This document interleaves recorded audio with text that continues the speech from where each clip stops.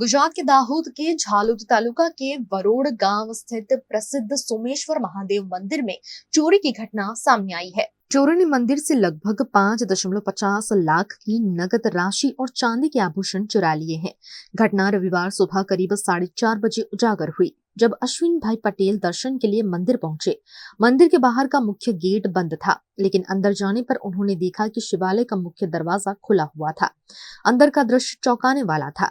शिवालय पर चांदी की सजावट गायब थी, तिजोरी और दानपेटी टूटी हुई थी और सारा सामान बिखरा हुआ था। स्थानियों के अनुसार चोरों ने रात में मंदिर परिसर की दीवार फांदकर चोरी को अंजाम दिया। मंदिर से गायब की गई संपत्ति की कीमत करीब 5.50 लाख बताई जा रही है। આવીને મેં જોયું અંદર તો તાળાઓ તૂટેલા હતા અને ભગવાનની જે શણગાર આભૂષણો પહેરાવેલા હતા એની ચોરી થયેલી જણાય એટલે મેં ગામ લોકોને વાત કરી કે ભાઈ કે ગામમાં આપણા ગામમાં આ રીતે મંદિરે ચોરી થઈ છે।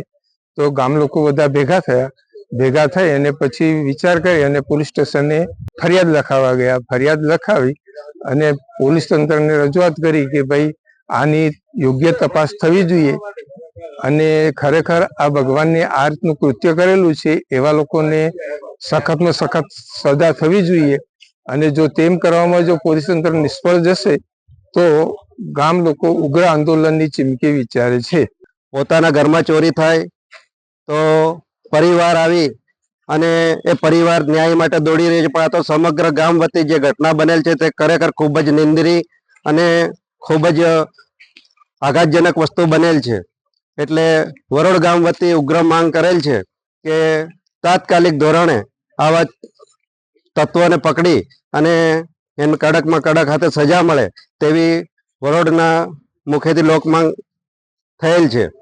વધુમાં આવા કોઈ પણ તત્વો હોય તેમને કોઈ પણ રીતે જો પોલીસ તંત્ર ન્યાય ના આપે તો અમે વરોડ ગામના તમામ માણસો સાથે રહી અને આવા માણસોને સખતમાં સખત રીતે સજા આપવા માટે કટિબદ્ધ થયેલ છે।